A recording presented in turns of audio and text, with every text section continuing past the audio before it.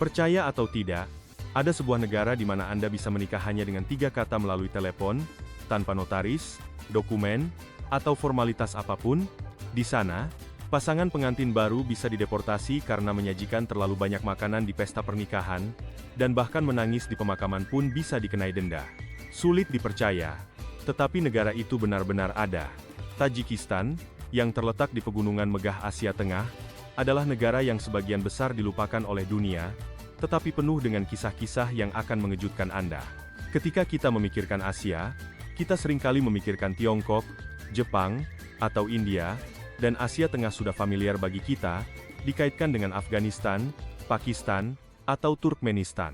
Namun, Tajikistan adalah negara yang tidak dikenal, dengan adat istiadat dan hukum yang unik yang membuat setiap pengalaman menjadi istimewa. Perjalanan hari ini akan membawa kita ke negara yang hampir tersembunyi ini, dan membantu kita memahami mengapa negara ini terasa begitu familiar dan, pada saat yang sama, begitu jauh, begitu aneh namun begitu memikat. Sifat misterius Tajikistan. Pernahkah Anda membayangkan sebuah tempat yang dikelilingi pegunungan dan lembah, yang tampaknya terisolasi dari masyarakat modern, di mana waktu seolah mengalir lambat dan segala sesuatu memiliki keindahan yang tak tertandingi? Tajikistan, yang sering diabaikan bahkan dalam panduan wisata, memiliki lanskap yang tampak seperti keluar dari kanvas sebuah lukisan. Siapapun yang cukup beruntung untuk menginjakan kaki di sana akan pulang dengan kenangan yang tak terlupakan. Perjalanan Anda dimulai di ibu kota, Dushanbe. Kota yang tenang ini, yang memiliki jalan-jalan lebar yang dipenuhi pepohonan dan Museum Nasional Tajikistan, secara jelas mencerminkan masa lalu, dengan sisa-sisa zaman batu dan peninggalan Soviet. Tetapi begitu Anda meninggalkan kota, lanskap berubah secara dramatis. Pegunungan yang tertutup salju menjulang, dan 7 danau tersembunyi, dengan warna mulai dari biru tua hingga zamrud, terselip di dalamnya. Salah satunya adalah Danau Iskanderkul, yang menurut legenda, dinamai menurut nama Alexander Agung. Pegunungan berbatu di sekitarnya tercermin sempurna di permukaan danau, menciptakan lanskap yang hidup dan indah.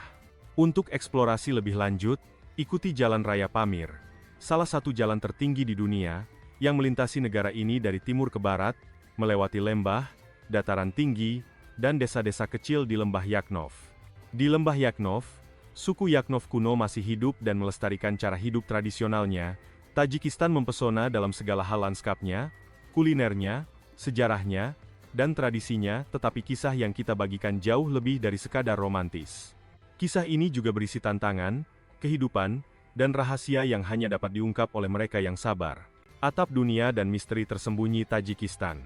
Pernahkah Anda bertanya-tanya berapa banyak tempat tersembunyi di dunia yang belum pernah kita dengar?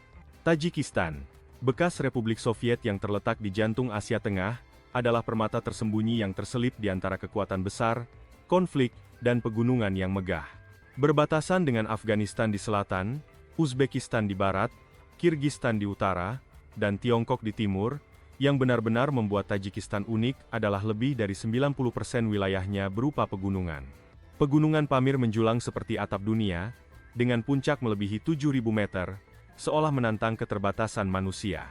Iklimnya juga keras, bervariasi dari panas hingga dingin tergantung pada ketinggian. Dengan luas hanya 140.000 km persegi kurang dari setengah ukuran Spanyol, Tajikistan adalah negara yang hampir tidak dapat diakses dan terisolasi. Namun, justru isolasi inilah yang membuat Tajikistan begitu indah, penuh dengan kisah dan rahasia tersembunyi yang hanya dapat diungkap oleh mereka yang sabar dan berani. Tradisi Persia dan bayang-bayang Uni Soviet, kehidupan di Tajikistan, tempat dua dunia bertemu.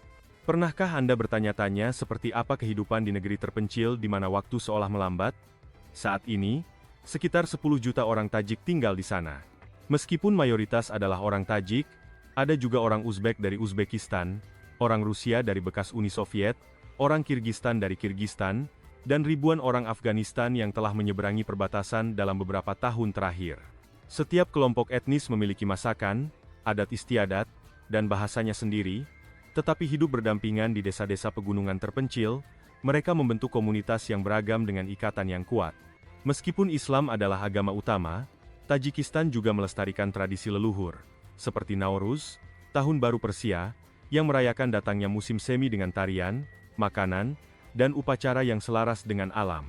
Orang-orang berdoa di tempat-tempat suci di pegunungan, menggunakan jimat untuk mengusir roh jahat, dan tabib tradisional masih mempraktikkan pengobatan mereka di desa-desa kecil. Iman tidak hanya ditemukan di masjid, tetapi juga dalam cerita-cerita yang diceritakan oleh kakek nenek, dalam santapan keluarga, dan bahkan dalam gestur-gestur yang paling sederhana. Di sini, iman terjalin erat dengan tanah dan ingatan, dan masyarakatnya, yang berada di antara budaya Persia kuno dan sisa-sisa komunisme Soviet, telah menciptakan Tajikistan yang unik dan autentik. Ini adalah tempat yang tidak akan pernah dilupakan oleh siapapun yang menginjakan kaki di negara ini. Kebenaran mengejutkan tentang budaya pernikahan di Tajikistan. Jiwa suatu bangsa paling baik diungkapkan melalui adat istiadatnya, mulai dari tradisi pernikahan hingga aturan tak tertulis dan kuliner. Di Tajikistan, tradisi sosial mengatur segalanya. Mulai dari cara penyajian teh hingga aturan tak tertulis yang mengatur kehidupan pasangan, pernikahan tetap menjadi peristiwa terpenting dalam masyarakat Tajikistan. Di daerah pedesaan, pernikahan umum terjadi sekitar usia 15 tahun, meskipun usia minimum legal adalah 18 tahun.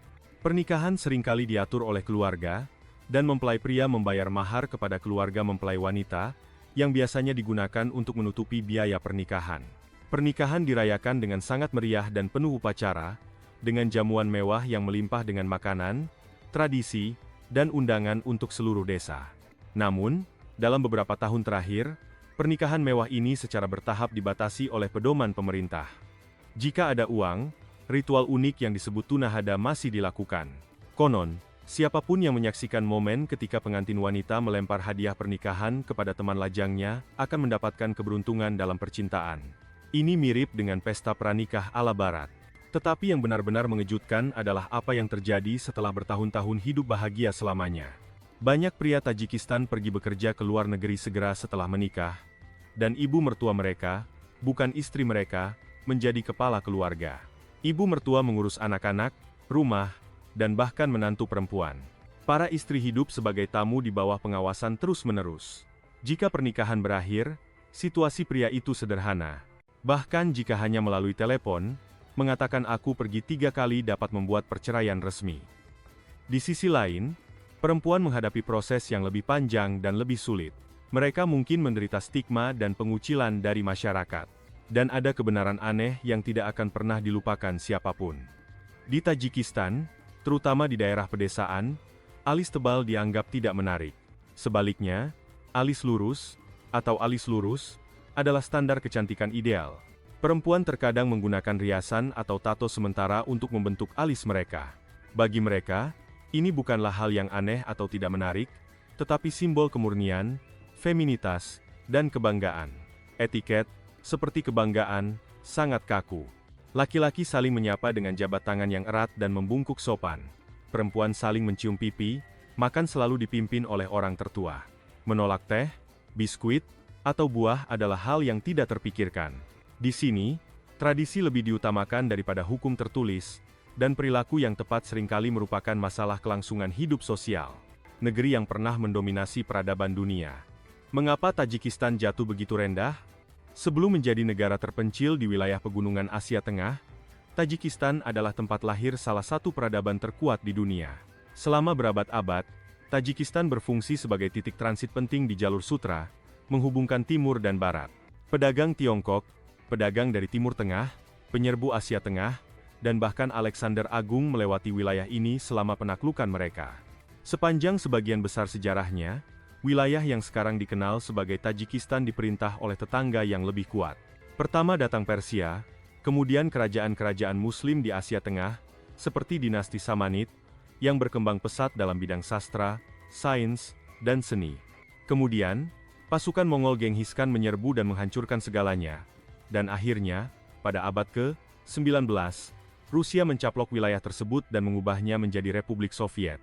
Pada praktiknya, Tajikistan berada di bawah kekuasaan asing selama berabad-abad, kadang-kadang diperlakukan sebagai koloni, kadang-kadang sebagai provinsi. Kemerdekaan sejati baru tercapai pada tahun 1991, setelah runtuhnya Uni Soviet. Namun, kemerdekaan ini ditandai dengan lebih banyak penderitaan daripada kegembiraan. Tahun berikutnya, Perang Saudara Berdarah selama 5 tahun meletus, menewaskan puluhan ribu orang dan menghancurkan perekonomian sepenuhnya. Sejak itu, Tajikistan berjuang untuk membangun kembali. Namun, negara ini masih menderita kemiskinan ekstrem, dan sebagian besar penduduknya bekerja di luar negeri. Sejak tahun 1992, presiden yang sama telah memerintah negara ini. Ini adalah kisah dominasi, perlawanan, dan pengabaian. Setelah diperintah oleh orang lain begitu lama, negara ini masih mengembara, mempertanyakan identitas dan masa depannya. Apa yang terjadi di Tajikistan? Pernahkah Anda membayangkan sebuah negara yang mengendalikan setiap aspek kehidupan, mulai dari pernikahan hingga pemakaman, dan bahkan mengizinkan masa berkabung? Sejak 1992, Tajikistan diperintah oleh Emomali Rahmon. Ia mengubah konstitusi untuk menghapus batasan masa jabatan dan telah berkuasa sejak 2016. Saat ini, ia dianggap hampir seperti seorang santo, dipuja sebagai pejuang perdamaian dan persatuan nasional. Patung-patung yang menggambarkannya sebagai matahari didirikan di seluruh negeri, dan media memujinya sebagai yang mulia, tetapi pengaruhnya melampaui kertas dan simbolisme. Putranya menjadi pemimpin, putrinya memimpin kepresidenan, menantunya mengepalai Bank Nasional, dan sebagian besar pemimpin tertinggi negara berasal dari desa Rahmon, menjadikan kekuasaan sebagai urusan keluarga. Mengkritik sistem dapat berujung pada hukuman penjara. Pada tahun 2018, seorang jurnalis ditangkap karena mengungkap korupsi, dan saat ini, bahkan satu kata yang samar dalam sebuah artikel surat kabar dapat mengakibatkan denda yang besar. Agama juga dikontrol secara ketat, memelihara jenggot, membawa anak-anak ke masjid, dan mengunjungi Mekah sebelum usia 40 tahun dilarang, dan belajar di sekolah Islam luar negeri juga bermasalah. Bahkan kehidupan sehari-hari pun tidak lagi bebas. Malam tahun baru dibatasi, musik keras dan kembang api dilarang, Sinterklas tidak diperbolehkan, ulang tahun hanya dirayakan di rumah, dan pesta kecil di luar ruangan dikenakan denda. Pernikahan tidak boleh mewah, dan polisi dapat mengetuk pintu, menyita makanan, dan mengganggu keluarga jika mereka menganggap menu terlalu mahal. Pemakaman pun tidak terkecuali. Sejak 2017, perilaku berlebihan seperti menangis keras, arak-arakan, menarik rambut, memukul dada, dan membawa peti mati melalui jalanan telah dilarang. Semua ini dibenarkan atas nama kesopanan dan moralitas publik, tetapi pada kenyataannya, ini adalah kekuasaan absolut yang mengendalikan setiap emosi dan tindakan warganya, menjadikan negara ini, di mana bahkan duka cita pun harus ditekan, sebagai realitas yang memupuk pemikiran tentang kekuasaan dan kebebasan. Mengapa makan di lantai dianggap sebagai bentuk keramahan terbaik di Tajikistan?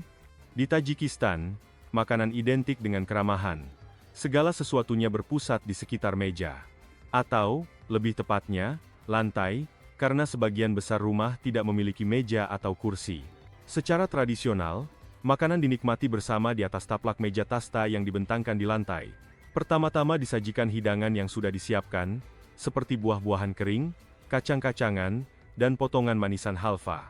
Kemudian sup, daging, dan akhirnya, hidangan yang paling ditunggu-tunggu, plov atau oat. Hidangan ini disiapkan dengan memasak nasi, wortel, daging domba, dan banyak minyak dalam kuali yang dalam di atas api terbuka.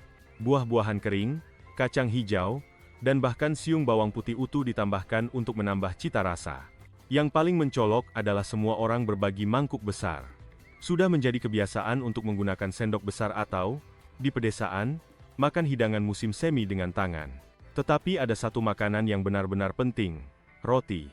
Roti pipih dan bundar ini, yang baru keluar dari oven tanah liat, adalah penyelamat setiap hidangan. Tanpa roti, hidangan terasa hampa. Mereka mengatakan bahwa bahkan dengan nasi, daging, dan buah, tanpa roti, tidak ada yang bisa dimakan. Penghormatan terhadap roti ini hampir sakral. Jika jatuh ke tanah, tidak ada yang membuangnya. Sebaliknya, roti diletakkan di dinding rendah, atap, atau batu tinggi agar burung-burung dapat memakannya. Ada juga pantangan mutlak. Jangan pernah membalik roti, karena ada kepercayaan populer bahwa orang yang Anda undang akan melakukan hal yang sama. Selain itu, meletakkan apapun di atas roti dilarang, kecuali sepotong roti lagi. Melanggar aturan ini dianggap tidak sopan kepada seluruh keluarga. Hidangan khas lainnya adalah kurutop, butiran kecil keju kering dan asin dicampur dengan air untuk membuat kaldu, yang kemudian dituangkan di atas adonan tipis dan diberi taburan bawang dan sayuran tumis. Meskipun tidak mengandung daging, ini adalah hidangan unik dengan perpaduan tekstur, aroma, dan rasa yang istimewa. Orang-orang duduk melingkar dan makan bersama. Di musim panas, pasar dipenuhi dengan buah-buahan segar, melon, jeruk, aprikot, anggur, dan buah ara. Semua buah ini tersedia dalam bentuk aslinya dengan harga terjangkau dan disajikan dengan teh hijau, bagian integral dari budaya Tajikistan. Teh hijau panas tanpa gula disajikan dalam cangkir kecil tanpa pegangan dan dinikmati pagi, siang, dan malam hari. Terlepas dari waktunya, teh selalu tersedia. Salah satu perbedaannya dibandingkan dengan Toshi adalah bahwa kedai teh ini sebenarnya merupakan titik pertemuan utama. Orang-orang duduk di lantai, mengobrol, berbagi roti, dan minum teh bersama. Seperti semua perjalanan yang pasti berakhir, begitu pula perjalanan eksplorasi kita. Jika Anda ingin terus menjelajahi Rusia, Uzbekistan, Bhutan, atau negara-negara Asia Tenggara yang lebih kecil seperti Vietnam, Filipina, Laos, dan Thailand, kunjungi saluran kami untuk menemukan kisah-kisah menarik dari negara lain. Kami selalu memprioritaskan video dengan banyak suka, jadi jika Anda menikmati video ini, silakan sukai, beri komentar, dan bagikan dengan teman dan keluarga Anda. Ini akan membantu saluran kami berkembang dan memotivasi kami untuk membuat lebih banyak video menarik tentang negara-negara ini. Sampai jumpa di video selanjutnya. Terima kasih banyak dan sampai jumpa lagi.